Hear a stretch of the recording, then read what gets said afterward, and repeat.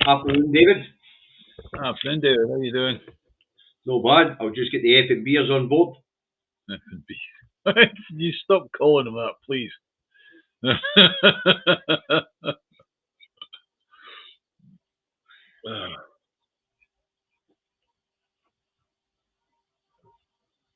Rabble rousers. That's what they are. Rabble rousers. Okay.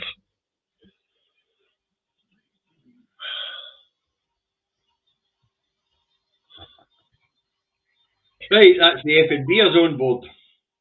And that's me getting notified we're live. Wonderful. Funny how I get my notification after we go live. Aye. See who's in. Hi Eddie, hi Lenny, hi Lynn, hi Rosie, hi Archie, Evelyn, Stephen, Lorraine, Chris. Who else we got? Evelyn, Jordy 371. Nice to see you there. Hey Eddie, Alistair, Rosie, Mad Monk. Right, let's scroll back down again. Let's see if we get any effing beers in yet. We've got 57 and Charlie's the first effing beer in. Hi Charlie. We're there in Facebook land. Stop it. Stop calling him that. Seriously. What? No name I'm calling effing beers at Zuckerberg. Right, anyway, David, we've got a lot to get through today. We'll give him a minute to get on board and then we'll get on with this. Okay. Remember, we've got to try and keep this down to 5 minutes a segment. Some really nice stories in amongst all that, you know.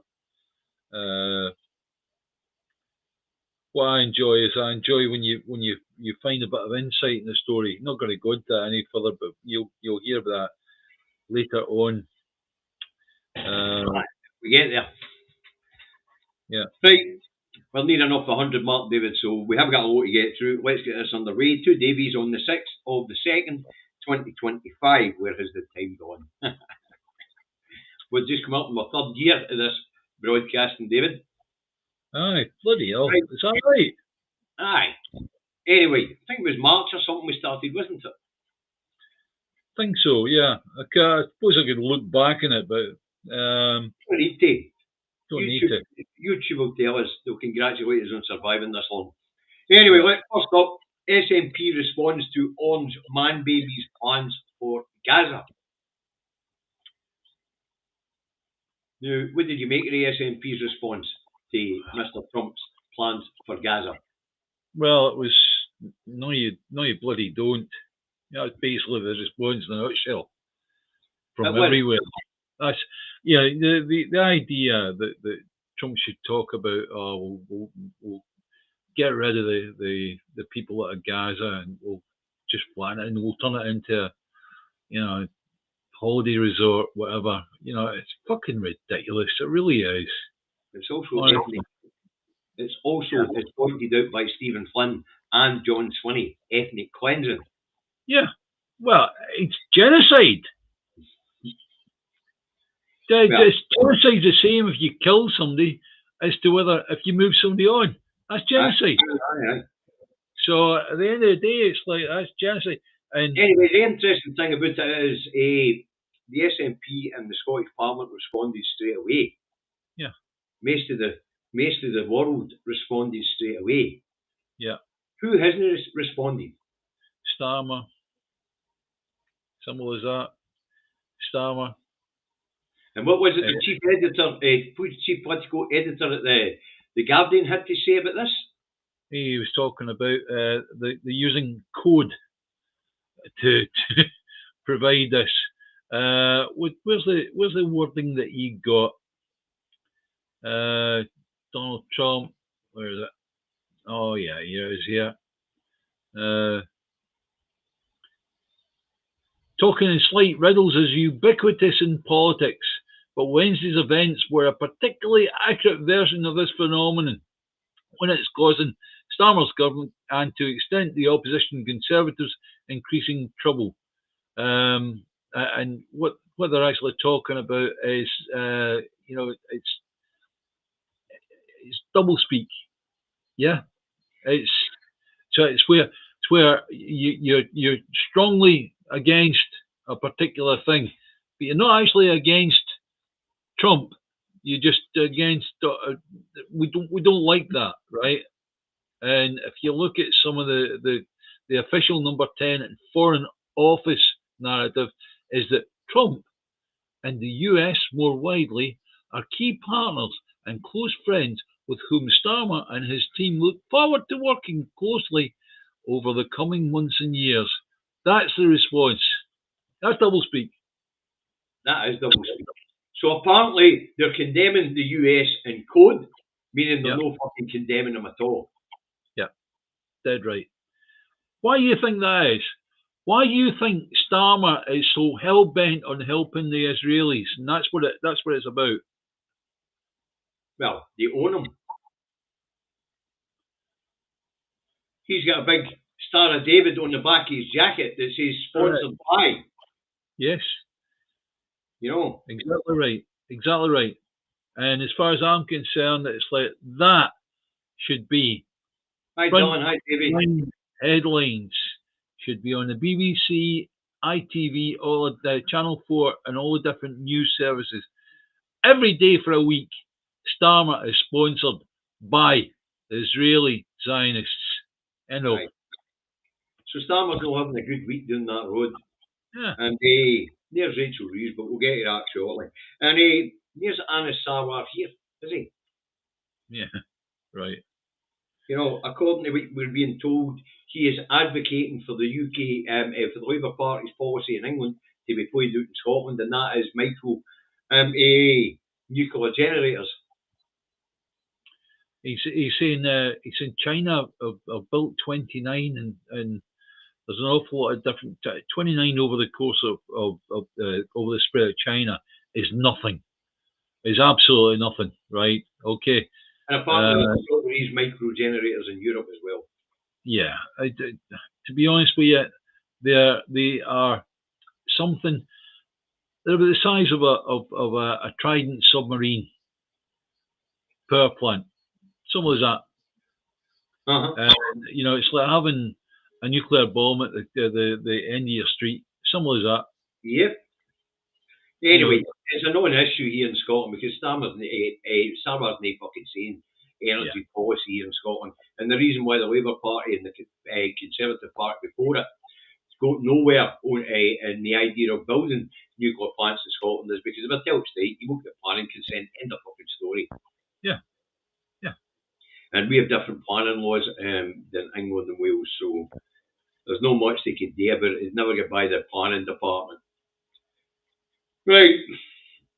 He's also not ruled out working with Nigel Farage's Reform Party and the Scottish Parliament if it makes him First Minister in a grand coalition. Yeah, well, it's like I don't know where to go with this one. I really, really don't. Sarwar is not going to be First Minister of Scotland. Simple as that, right? He's not, right? And it doesn't matter how many ways he puts it. He is definitely not going to be First Minister of Scotland. All right. Nope. But the mere fact that he hasn't ruled out working with Reform in a grand coalition tells you more about the man than anything else. Yes. You know.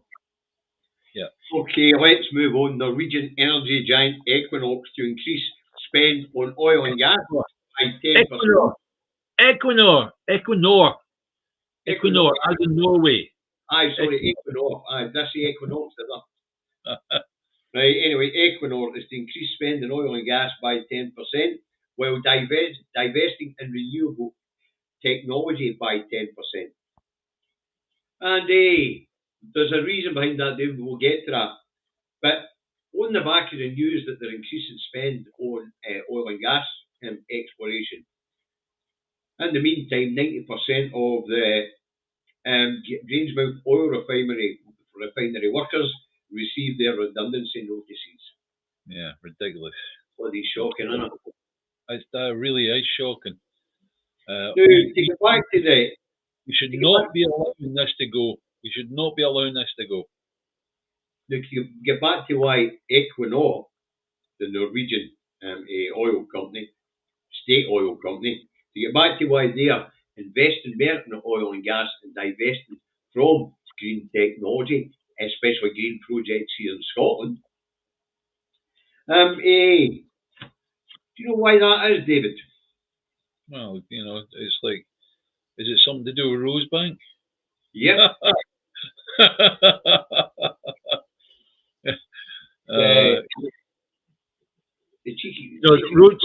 Rosebank, and unless you know the actual geography of it, right? Rosebank is not very far off Clare Ridge, right? Aye. Clare Ridge, to give you an idea of the size of that, if you were to take London, the map of London, add on one side Heathrow, and on the other side Stansted Airport, pick the whole lot up and drop it into Clare Ridge, it wouldn't touch the sides. Simple as that. And Rosebank isn't quite as big, but it's nearly as big, right? Clare Ridge is the biggest light sweet crude oil field or oil well, in the world, right? Rosebank isn't far. It's a next door neighbour. It's very, very good, right? But anyway, Anders Opeth, who is the chief executive of Equinor, he was asked why they're investing more in oil and gas exploration and less in renewables, and he said because of the Rosebank field. Even though the licenses that have been issued have been deemed to be illegal by the Supreme Court, and of course the Supreme Court here in Scotland, two Supreme Courts, apparently they're getting the go-ahead to the UK government. Yeah, that's what it's all political, right? Starmer needs Rosebank to go ahead, i.e. the money that's going to come off it, right? But also, on the other side, Norway is the biggest supplier of natural gas to the United Kingdom, right? Yep. And where do you think Norway, this is ironic, right? Where do you think Norway gets the gas from? Scotland, right? So what's happening is that Norway are taking the gas from Scotland, turning it around, feeding it through a pipeline to the United Kingdom, right? Simple as that, right? And it's all come from Scotland. End of. Oh, baby. And this one here and all. This one's interesting, David. I covered this morning, and that is ferries are getting a break now. It's the turn of the New Baloney prison in Glasgow to be built at a cost of £1 billion. When the plans were drawn up in 2014, and the Scottish Government couldn't go ahead because the infrastructure budget had been slashed by 11 or 12%. The Tories were 3 years into austerity. Anyway, it's to go ahead now. But guess how much the prices went up in that 10 years, David? No, I daren't even think. 10 times to £1 billion, from 100 million to £1 billion. Yeah. Because of a 10-year wait to get the money to start the construction. Yeah. Not safe. Yeah, absolutely. Right, so that's the Norwegian energy giant divesting in green projects here in Scotland, but investing in oil and gas in Scotland. Yeah. Right, let's move on, David. We're motoring here. We're doing all right. We're only 15 minutes in to be getting the back about to drop base rate. Do you mind just while we're on power, right? There's a point I want to make in terms of that. We've got 3 minutes left of this segment. Yeah.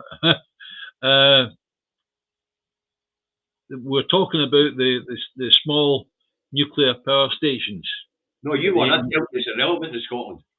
What? Yeah, I know that. But the interesting thing is that within the article, if you look at the article in the National, there is a quote from a chap called Dale Vince, who's the founder of Ecotricity in England and a major Labour donor, has questioned the UK government's claim that new nuclear reactors will lower energy bills. He said, "We keep hearing that small modular reactors will be cheaper than the big ones and they'll bring our energy bills down. But no one at all ever tells us what the price of energy will be. The government and the industry just don't say. You have to wonder why. If they're definitely cheaper and will bring bills down, then give us the numbers." Fair statement. And I think that was an important one to get out there, because it's not a quote from a politician, it's a quote actually from someone that's part of an organisation that is pro-Labour. But the point is, David, none of it's relevant to Scotland. Yeah, I know. And Sarwar can promote these things all he wants. He's doing pills here. Yeah. Right, now let's move on. Bank of England drop base rate and slash economic growth forecast as employment rises. Yeah. Fair enough. They've dropped the interest rate, which is a help to people. It's a help, right? Again, we've got a situation where they're going to bring it down by a little step, tiny baby steps, right? But the most important thing is, David, we've only seen half your head. Yeah, sorry. The most important thing is that they've dropped the growth figure from 1.5 down to 0.75. Why? It wouldn't have a boot in the cojones for Rachel Reeves, was it no? Exactly. When she was talking about creating growth in 25 years' time, the silly bism, right? And what do you think the Bank of England are going to do with that? They're going to go, there's no growth at all, right? So they've had to cut their growth figures down the way, right? But more importantly, David, it's also why they're starting to drop interest rates, because they know that if this market's economy is to survive, they've got to start putting money back into the pockets of consumers. Correct, absolutely. But who are they putting money back in the pockets of? The consumers, David. Right. That's the important one. That's a really important one. Well, mortgages come down, loan rates come down. It gives people more disposable income. It might give us a slight uptick in the market, but it's definitely not enough to make an impact. Yeah. Now, I entirely hope that the people that own buy-to-let flats, where they're putting pressure on people to increase their amount of payment for their rent, if they also are getting a reduction in the amount that they are paying on the buy-to-let mortgages, right? Pass it along to people in these buy-to-let homes where they're actually tenants, they're renting. That won't happen. I know it won't, but I'm putting it out there. Now, you see, it is important that if they're wanting this economy to grow any, apart from government investment, they have to start putting money back in people's pockets so people can spend. If people don't have disposable income, the market doesn't work. So the interest rate cut is welcome, but people are so deep in it at the moment, they really need to get the interest rates down to 1.5% or so for people to start feeling an actual impact in their earnings. Correct. You know? Yeah. Right, so it's no good news, especially the slashing of the growth forecast. From 1.5 to 0.75. That's massive. That's half. It's half its growth forecast. Well, I think that when you look at the situation within the Labour Party, right? You're talking about somebody like Keir Starmer, whose job is to employ the Chancellor of the Exchequer. He's got to be looking at it and going, "You're out there. You know what you've done is stupid. That's it. End of." Aye. Mm-hmm. But as I say, the Alexa in the blooming kitchen just said, "I'm not sure how to help you with that." if I was, see if I was in your house for any period of time, you would be short of a shitload of tech because it annoys the fuck out of me. I'd have a shot when I'd shoot Alexa Benoot. Oh, there's nothing up with Alexa.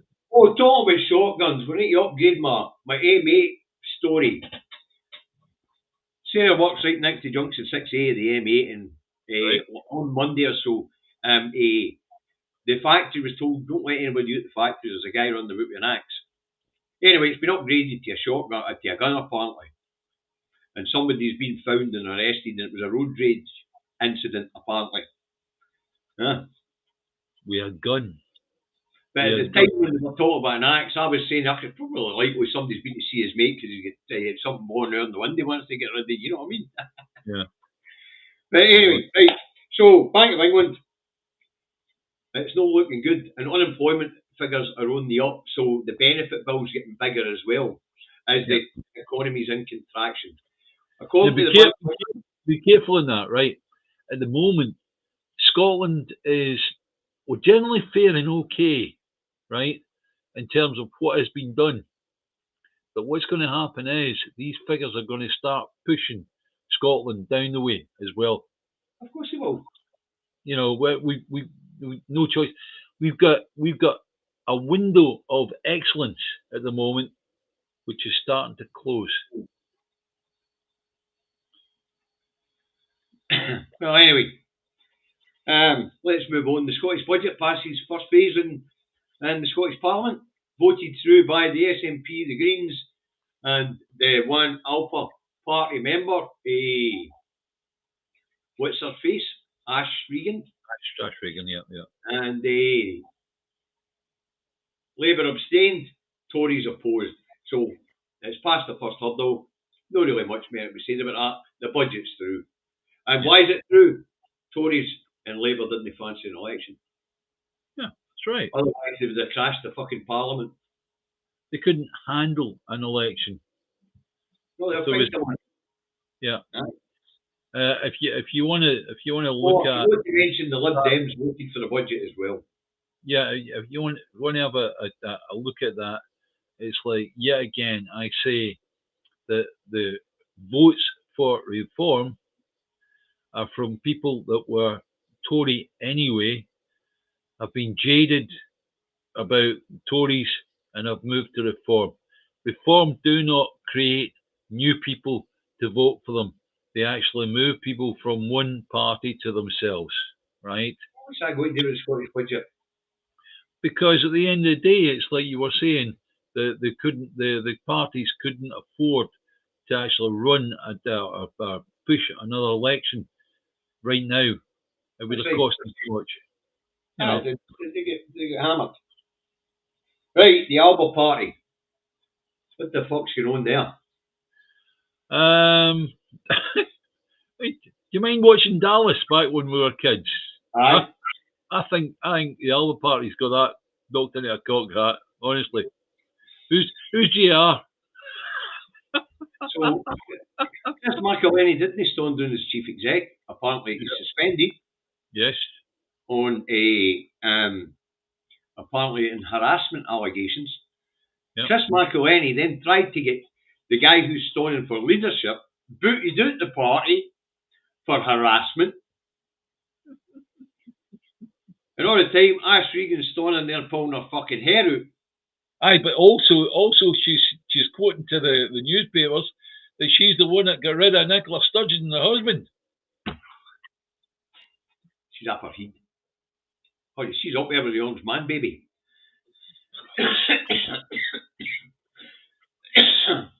I remember to be realistic about it, right? There is an outlier poll that we could actually quote.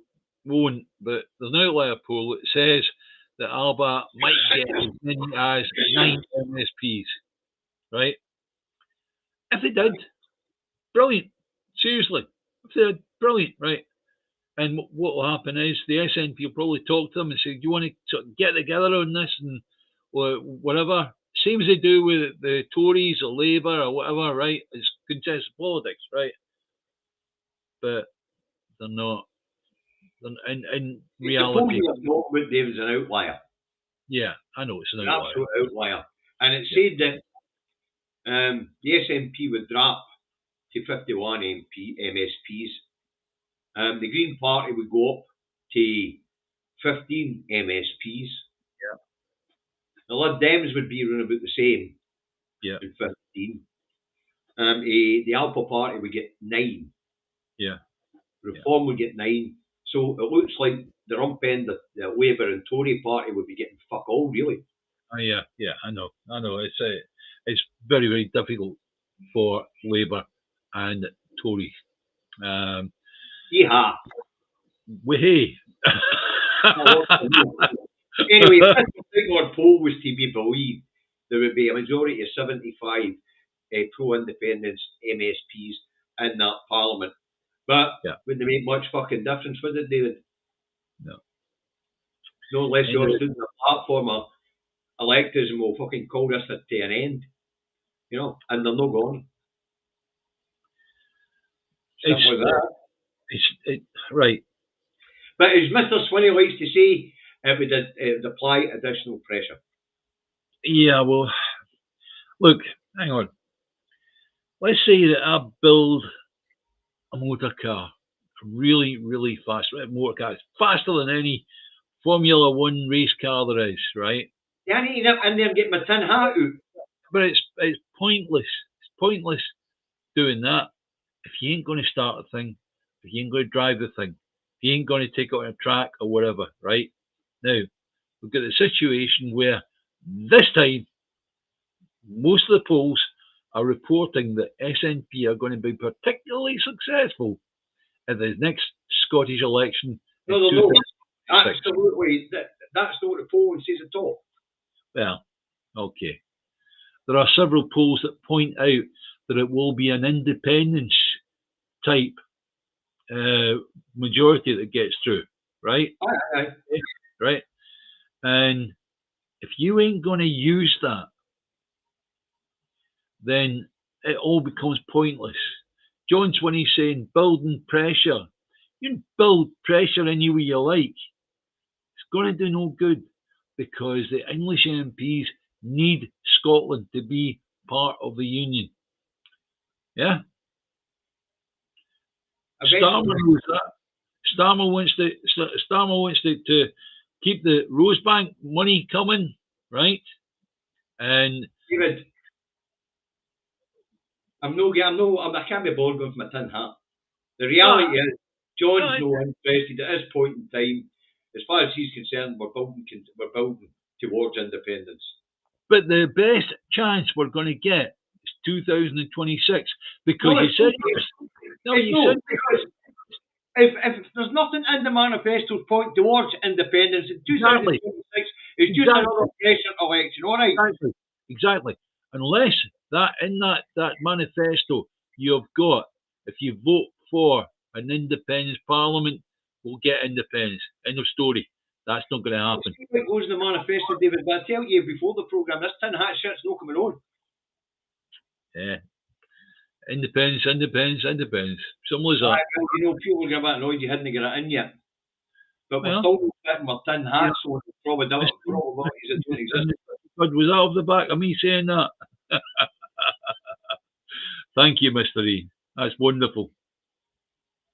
Right. Now, the never-ending march to the right in England goes on as they all try to out-right-wing each other, and that includes the Labour Party. But the leader of the Conservative Party says that if she gets into power, she would deport migrants or foreign nationals who find themselves on benefits here in the UK, and she would deport low-paid migrants. Yeah. Now, this is an attempt to mimic Trump and out-right-wing or outflank Reform UK. And what she's doing is she is UK reforming the Conservative Party. So in other words, she is trying to do what the UK Reform Party or Reform UK are doing, and she's trying to do it better. Simple as that. They're just trying to be more populist than each other and more right wing than each other, basically. Yeah. Could Badenoch come to power? No. I really don't. I don't know how long this Labour government's going to last. I don't see it. The strange thing is that if there was a general election next week, who do you think the English public, because they're the ones that effectively put in David's gone, he's back. Who do you think the English people would put into power? Because they're the ones that choose the government. No arguments. There's not enough people in Scotland or Northern Ireland or Wales. It's the people of England that vote in the actual parliament. State the bloody obvious, right? On you go. Who do you think they would choose? Who do you think they would put into power? Well, I don't see at this point in time. I don't see Labour winning the next election. I don't see the Tories winning it. So it need to be a coalition, probably between the Conservatives and Reform. So in other words, you think an overall majority. You think there'd be a hung parliament? Aye. Yeah, because I mean, the thing about it is, the thing I do know is that the English public have got incredibly short memories, and I feel there's a chance that they could put a slight edge on voting Tory on the next election, and it won't be a hung parliament. I don't think Badenoch will be a leader long enough to make it to the next election, to be honest with you. Yeah, okay, right. Do you know something there? I believe that's the case. I don't call it Badenoch, I call it bad enough. Aye, Badenoch. Right. Christ, we're motoring through this. Yeah. Are we going too fast now, actually? Yeah, this one really cracked me up because it's got one of the deja vu feelings about it, this one. Now, top civil servants have been told to save taxpayer money or face the sack. Now, this is Cabinet Office Minister McFadden's attempt to modernise and streamline the civil service. Now, who tried that in the past and ended up getting his arse handed to him? Wee bastard that worked for blowing Boris Johnson. Dominic Cummings, huh? Yeah. He tried to reform the civil service and get his bahookie handed to him. Yeah. As everything ground to a fucking hole. One thing that these people don't seem to realise, and Pat McFadden's probably just about to find it out, is that the civil service is very good at protecting itself. Yeah. As an entity, it is very good at protecting itself, and it's very slow to change. And if they don't like what Pat McFadden's trying to do, Pat McFadden will quickly find himself with his arse handed to him as government policy grinds to a halt. Yeah. Absolute halt. But as I say, you get that feeling anyway, innit? Huh? Still a hole anyway. You were going to bring it up as one of the. We'll bring that up after the latest British government corruption scandal. Yeah. But as I say, imagine telling civil servants, especially top civil servants, the heads of departments, you will find cuts, or else you're out in your arse. Yeah, it's to my way of thinking, it's stupidity. There's ways that you can do it without doing that, right? There's ways where you can get efficiencies in certain departments without having to go in and threaten to sack people.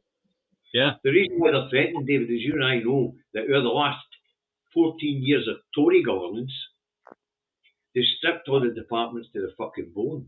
Yes. There's nothing they've got to do at the Ministry of Defence. They've got to do at the NHS. They've got to do at the Department of Work and Pensions. They've got to do HMRC. They've got to do the DWP. They've got to do the education system. They're fuck all left to save. Yeah. So the reason why they're threatening these bloody top civil servants to find efficiency savings It's because they must be wanting to change the head of the civil service because they're fuck all left to shave off. Yeah. Yeah. You know, as I say, but Dominic Cummings tried this, and we've seen what happened to him. He get his ass on detail. Yeah. And as you and I both know, the civil service as an entity is very, very good at protecting itself. It's been doing it for hundreds of years. It will continue to do it. Well, that effectively is your government. Yes. They work for the elected government, but that effectively is your government. And that's where all these things that we see coming from, right? Pat McFadden better step very, very carefully. Yeah. Because cabinet office ministers are easier to replace than the heads of the civil service if they take it on their back to fill up their drawbridges. Can I explain this just for a second? Let me explain to you how powerful a UK government department is, right? And I've mentioned this before to some of the people that are on here, and you might remember, right?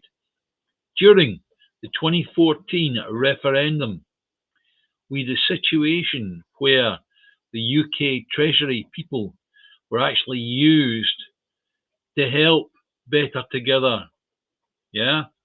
Producing certain bits of information that was propaganda, pro-union propaganda, right? And how did we find that out? That it's simple.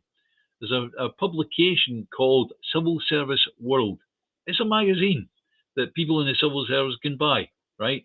And immediately after the referendum in 2014, you had a story that came out of people in the UK Treasury saying, do you know, it was wonderful being part of a campaign, right? It was wonderful being able to help out, keep Scotland part of the United Kingdom. They also, David, got bonuses and they got an award for the government for acting against the interests of people who pay for the fucking department to exist. Yeah. Yes. But irrelevant. You know. Again, that done. But what the point is just to tell you how powerful these departments actually are. Yeah. I'm actually sure most of the people, I'm actually sure most of your audience will be quite aware of how the civil service works. You know, as I say, we did see them in action when Cummins was trying to pull this stunt. Pat McFadden better play very, very carefully. Yeah. Because if the heads of the civil servants take against what he's doing, he will find himself being replaced. But also, if you want to see how powerful civil service actually is, watch back episodes of Yes, Prime Minister. That it's a comedy, but I assure you, it's like there's a lot of stuff that's actually pulled, and that is blooming true. Right. Let's move on, David, because we've still got a fair bit to cover. Yep. Now, we'll all remember at the start of the Labour administration after the election come in, and we'll all have heard the name Lord Wahid Ali. Yeah. This is a businessman who was put into the House of Lords during Tony Blair's tenure. Yeah. And he's been throwing money around the cabinet office like sweeties, buying glasses and suits and night suit and I'm looking at a picture of Starmer now, and he's got one of the suits, so a very expensive suit as well, I may say, you know. So anyway, at the time, the Labour Party were telling us he didn't want nothing. He didn't want nothing in return. Well, no, according to one of his latest books, according to what we've been told, is that he told Starmer to draft a bill which was to be announced last week by Angela Rayner on capping foreign aid donations to UK political parties. In other words, to cut out foreign influence in our elections. For some reason, Wahid Ali didn't want that bill to pass. Well, it's not just the elections. It's not just the elections. Effectively, if that bill had come in, it would have stopped any external influence in the UK legislature, right? Right. So therefore, the idea of the bill was to cut out any foreign persons wanting to upset legislation within the UK to suit themselves. It could be for money or power or whatever, right? And in actual fact, if you then take that down to the Holyrood, right? After independence, we will have to have a good, thorough look at the foreign people that are within our own legislature. They won't be foreign; they'll be Scottish. They'll be but they'll be promoted by other people, and we've got to look at that seriously as a country. What I'm talking about, your Labour, your Tory, your Lib Dems, all the rest of them, the ones that are actually part of a London party, if you like, right? So some of that, we're going to have to look at them and see if there's a way whereby we can deal with them. But what we need to really find out is why Lord Ali didn't want this bill to pass. Well, it's because he's wanting to keep foreign influence controlling what the UK are doing. Simple as that. Well, we need to know his motives. Yeah, but the simplest way with Starmer, seemingly, is offer him a load of money. He'll do whatever you like. Look at how Israel have got him. If he was wearing a blooming outfit the same as a Formula One driver, but they've got other promoters. We know that, David. I've seen the analogy before, right? Yeah, he'd have Israel and Ali, and you go through it, right? Seriously, that is ridiculous. We've got something in power as a Prime Minister who, if, for example, a council worker did the same, took money for doing something, they'd be sacked. Well, let's look at Starmer in the same way. Oh, there we go. What was that? The show must go on. Nothing gets in the way of the Charlie Monster. Exactly, aye. Yeah. Right, so, I mean, that's corruption, David. Yeah. That's how it works. That's ridiculous. That's ridiculous. That's what the Prime Minister, and it's not as if it's hidden. It's not as if it's hidden. It is in your face. So effectively, what you're saying is the UK institution of the UK is laughing at all the people. I don't know, but what I do know is we were told that this guy was handing out gifts for nothing. We're now told in this latest tell-all book that and apparently Gordon Brown's involved in writing this book, that Wazid Ali wanted this bill shelved, and he got it shelved. Well, so that's what he was buying. He was buying influence. He got himself a pass to let him in out of Westminster, out of Downing Street, sorry. Yeah. And that's what he's running in there today. Put a stop to it. What's the old saying? No such thing as a free lunch. No, but there is such a thing as you when you're not too far so we don't see off your face. And somebody pointed out you better check your sugar, David. You're looking a wee bit blotchy. Am I? Right, sorry, hang on a second. It's like, yes, I can do that. Do that right now.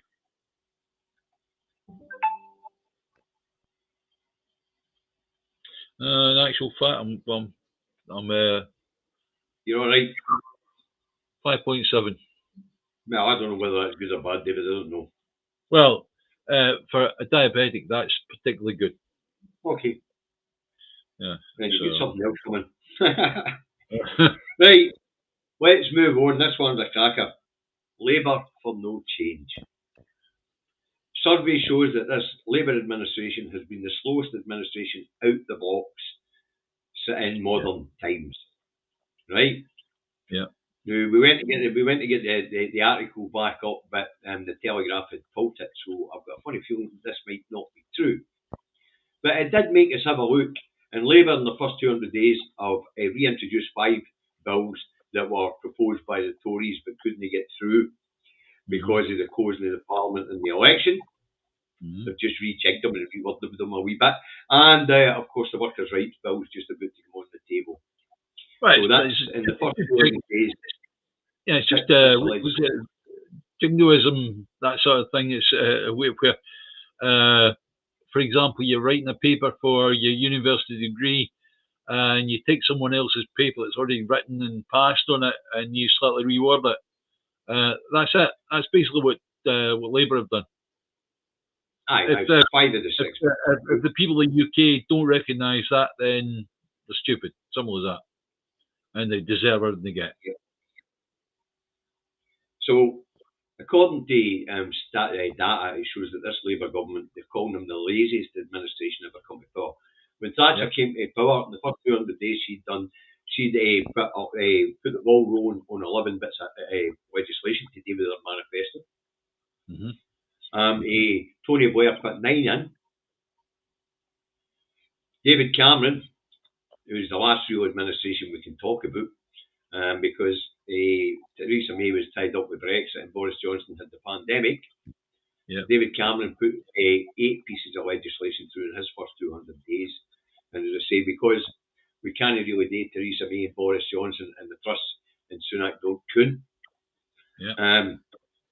This has been the laziest administration to come to power in modern times. And one of the things that if you talk about the Tories, don't forget in the run up to that, David Cameron, my goodness me, the Health and Care Bill 2012 was a cracker. Was written by a criminal mastermind. Fuck's sake! I mean that is the most. I hate to use the word. It's the most impressive. You calling Philip Hammond a criminal mastermind? What, Cameron? Yeah, definitely. No, not Hammond. What? The what? What was this? What do you mean, what? Your default git? It's not that. It's your blooming. Who was the last Rishi Sunak Chancellor? Rishi Sunak. Who was his Chancellor? Go on then. I know. Can't remember what his name was. He owned you, Gulf. Come on. Call me a stupid old git, yeah, bugger. I said you're deaf, old git.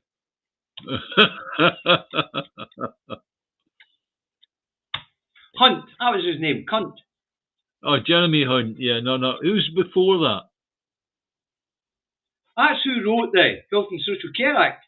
Yeah, that's way back 2005 he wrote that, but 2012 was when it went through. You said it was a criminal mastermind. No. You said it was a criminal mastermind. Do you tell me that Hunt's a criminal mastermind? No, I don't think Hunt wrote that on his own.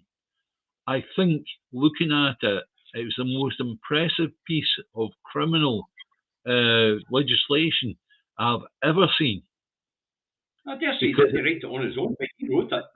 Because it effectively allowed the Tories to privatise the NHS by the back door, and people didn't know what was going on. Simple as that. For time with Liz Truss's mark, and it was Jeremy Hunt, and he wrote the Health and Social Care Act. Yeah. 2012. Brackets. Anyway, the reason why that was called Labour for No Change, that segment, was because apart from the workers' rights bill, which is about to hit the table, as I say, there has been no change. None. That's right. It's been a continuation of the last government, which is something that you and I predicted. Yeah. Yeah. Let's move on to our very last subject today, and we've made it. We've covered it all. Managed to keep your tin hat in the cupboard. You haven't flew off in too many mental segments. It's my tin hat.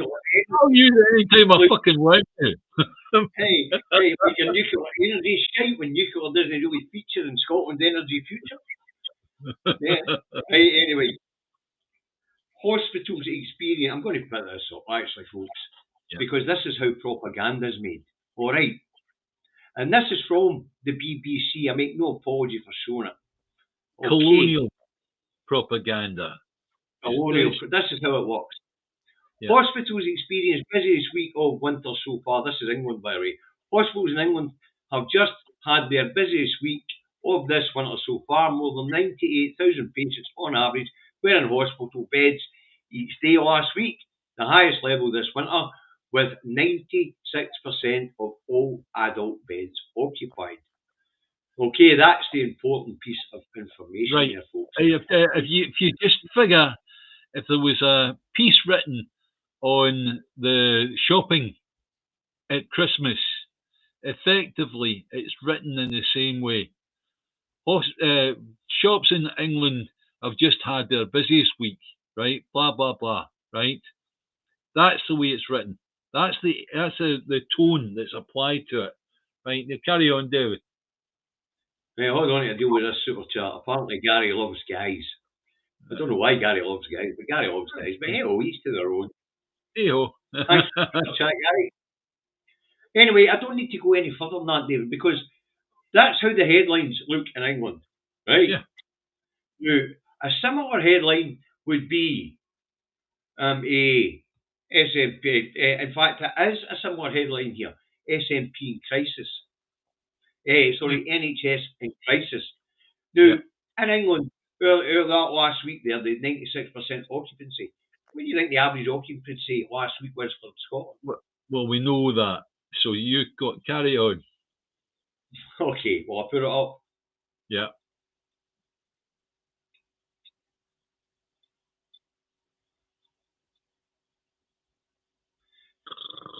In Scotland, hospital beds are occupied. Occupancy varies by region and has been affected by the pandemic. But in general, Scotland's bed occupancy is around 60%. That's the latest figures, folks. And then we get the figures for 2021, 2022, 2022, 2023, and then the latest figures 23, 24.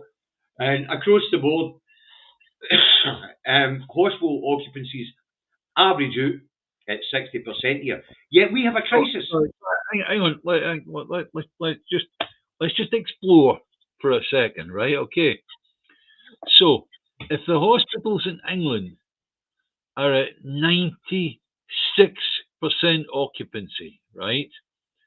That says to you that, okay, looking at the way a hospital is, you'll have general medicine and heart medicine and this and that and other, all with their own different wards, right? So some of those wards have got to be 100%. They've got to be absolutely full, right? Okay. Yes. Is that the reason why we've got people that are waiting for 50 hours in a gurney out in the corridor? Aye, in England, aye. And that's because we're only at 60% occupancy. That's why we've only got a wait of up to 12 hours. Yeah. Whereas they have got wait times in hospital gurneys up to 60 hours. Hang on, to keep it sensible, right?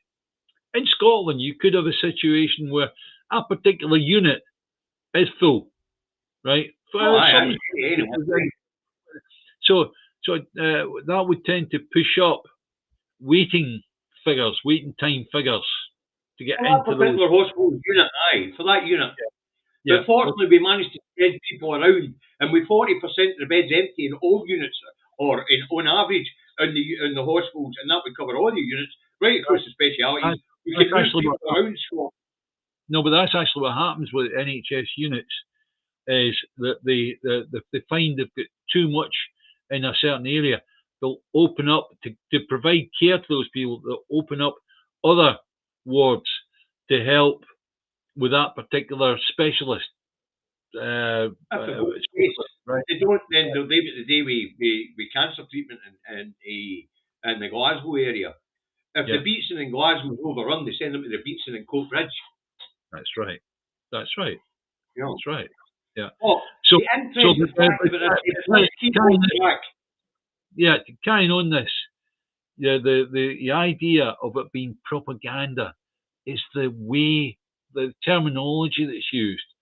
In England, they can be 96%. I mean, that's ridiculous. 50-hour blooming waiting times, that sort of thing. People waiting in gurneys out in the Hog Order, and they call it the busiest week. We would call it ridiculous, and yet No, David, let's get back to the point here. we in Scotland have got an occupancy of 60%, and we're being told on average, and we're being told that the NHS in Scotland is in crisis. Words matter. Words really matter. Thanks for getting back to the point. Alexa, thanks for getting back. Lights on. That's the point, David. It's propaganda. Yeah. When you go and do your facts and check your facts, as you seen me touring hospitals last winter, sure. Yeah. I wanted to check for myself, and I found out that what was being said. At certain times, we did have wee backlogs and ambulance bays, but we didn't have them stacked up for hours and hours at a time the way it was being reported. You can always tell when something big is happening. In that sense, but I'm going to put that one back up to show you how well this SNP government's doing. All right. It's a graph. Can you enlarge that graph any? No, but I can also take the occupancy rate for the previous years are there and right, so I can read it. The graphs are a wee bit wee for you folks, but in 2021, 22, the occupancy rate for acute specialities in Scotland was 84.2%, and in 2022, 2023, the overall bed occupancy in NHS Scotland was 86%. But fast forward the year, and the occupancy rate is at 60%. Now, if that's no Neil Gray doing his job well, what is? I know, exactly. Neil Gray. Well done, son. Well done. And well done. Every day in NHS that is going out of the way to actually make the thing work.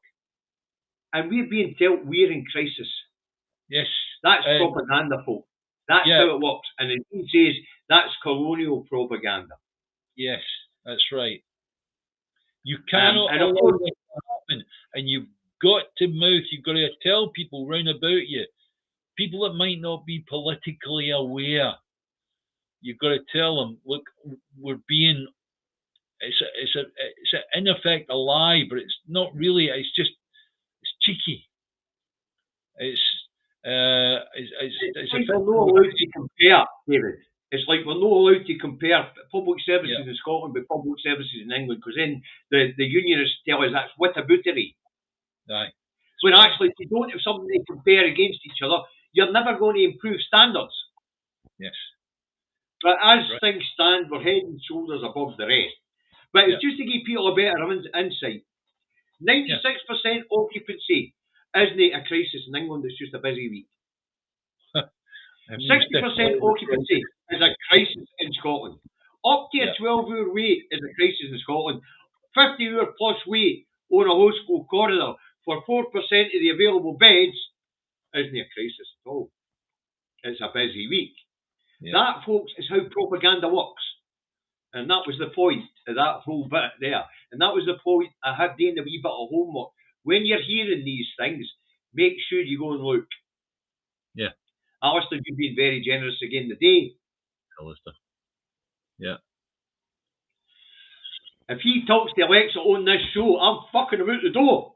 I'm going to do him a favour. I'm going to do him a favour and go out to his house and unplug the fucking lot.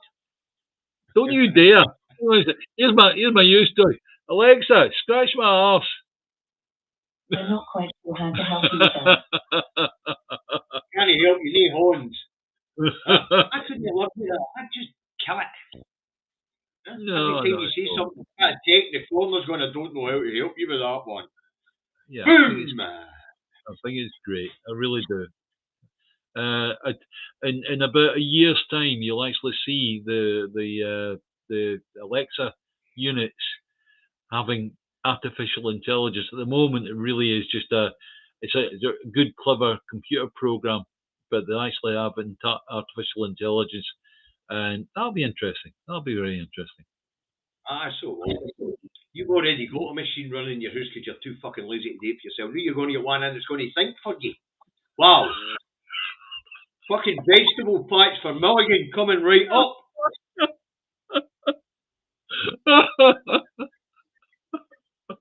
Fucking vegetable packs for Mulligan coming right up. Oh dear. Right, okay. Yeah. Well, at least we didn't have to dig the tin hats out too often in this one, David. That's 1700, so it's time to wind this one up. Thanks everybody for your contributions today. Thanks to the moderators. Hit the like button, hit the share button if you want. And it's time for David to say the 3 magic words. It's time for independence, independence, independence. And he says, keep your ass, keep your politics in your back pocket and your eyes in the prize. Partisan politics in your pocket, David. Partisan politics in your pockets. Keep your eyes in the prize. All right, we're out of here. See, the Two Davies will be back Monday. Yep. I'll be back tomorrow morning, 10 o'clock. Don't be late, you're on the fucking notice there. I'm out of here. Bye, guys.